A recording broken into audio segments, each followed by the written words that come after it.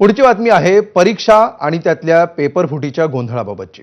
एमपीएससीच्या औषध निरीक्षक भरतीच्या पेपर फुटीवरून राज्यामध्ये जोरदार गोंधळ उडाला।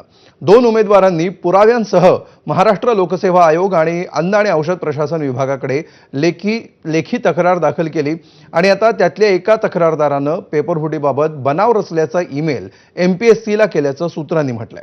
दरम्यान यावरून आता राजकीय आरोप प्रत्यारोप सुरू झालेत। दुसरीकडे नागपूरच्या राष्ट्रसंत तुकडोजी महाराज विद्यापीठाच्या परीक्षा आणि निकाल प्रक्रियेमध्ये चुका झाल्याची विद्यापीठानं हायकोर्टाच्या खंडपीठामध्ये कबुली दिली आहे। तर तिसरी बातमी आहे संसदेत सकाळपासून सुरू असलेल्या अभूतपूर्व गोंधळाची। लोकसभेमध्ये परीक्षा सुधारणा विधेयक मांडण्यात आलं, मात्र विरोधकांच्या गोंधळामुळे अद्याप विधेयकावर चर्चा होऊ शकलेली नाही।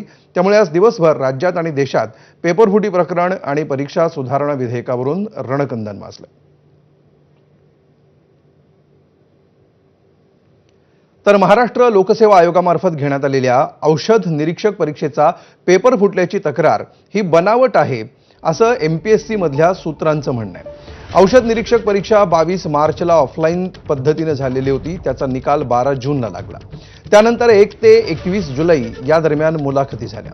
22 जुलैला यादी लागली आणि 23 जुलैला ईमेलद्वारे एक तक्रार एमपीएससीकडे आली। दोन उमेदवारांनी पुराव्यांसह महाराष्ट्र लोकसेवा आयोग आणि अन्न आणि औषध प्रशासन विभाग यांच्याकडे लेखी तक्रार दाखल केली।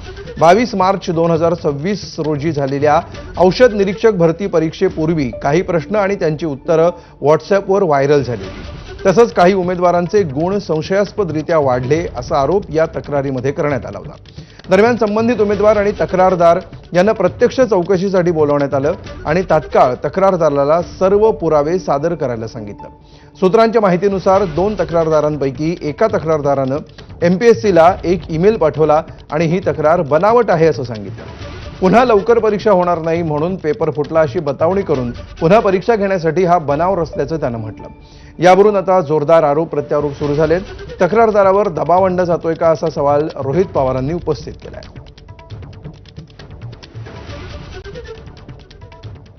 दरम्यान या पेपरफुटी प्रकरणावरून विरोधकांनी नेमकं काय म्हटलंय आपण बघूया। ऋषिकेश पाटील जो कोणी व्यक्ती असेल तो काय पोलिसांचा अधिकारी आहे का, सीआयडी ईडी कुठला तरी आहे का? आता हा विषय लोकात आलेला आहे। मुलांमध्ये चर्चा नकारात्मक पद्धतीची त्या ठिकाणी व्हायला लागलेली आहे।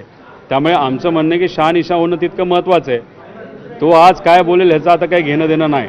पुरावे आता आमच्याकडे आलेले आहेत आणि त्या पुराव्यावर हे सरकार आणि हे आयोग काय करते हे आम्हाला त्या ठिकाणी बघावं लागेल। सोनम वांगचुकवर जर दबाव आणू शकत असतील, मोठ्या मोठ्या नेत्यांवर दबाव आणू शकतील, तर हे सामान्य परिवारातला एक मुलगा, त्याला काही सांगितलं असेल, काही भीती दाखवली असेल, तो घाबरला असेल, काही असेल, आम्ही त्यांच्याकडे जाणार नाही ना। हा विषय त्याच्याकडनं आलेला आहे, फक्त त्यांनी तिथं कंप्लेंट दिली होती। हे सगळं सोशल मीडियावर तिथं आलेलं आहे। जो मेल साधारणतः 1 महिन्यापूर्वी गेलाय त्यावर एमपीएससीला हे उत्तर आता का सुचलं? जी एमपीएससी आधी असं सांगते की असं काही घडलंच नाही, नंतर असं सांगते की घडलं असेल तर आम्ही चौकशी करू, आणि आज असं जर सांगत असेल की हा मेल बनावट आहे असं त्या मुलाने सांगितलं, म्हणजे तुम्ही दबाव आणून, धमकी देऊन, धमकावून आम्ही तुला रिस्ट्रिकेट करू, तुला ब्लॅकलिस्टेड करू, तुला पुढच्या कुठल्याही परीक्षेत पुन्हा आम्ही बसू देणार नाही अशी भीती घालून जर त्याच्याकडून जबाब वदवून घेतला नसेल, कशावरून? यानंतर एक महत्त्वाची अपडेट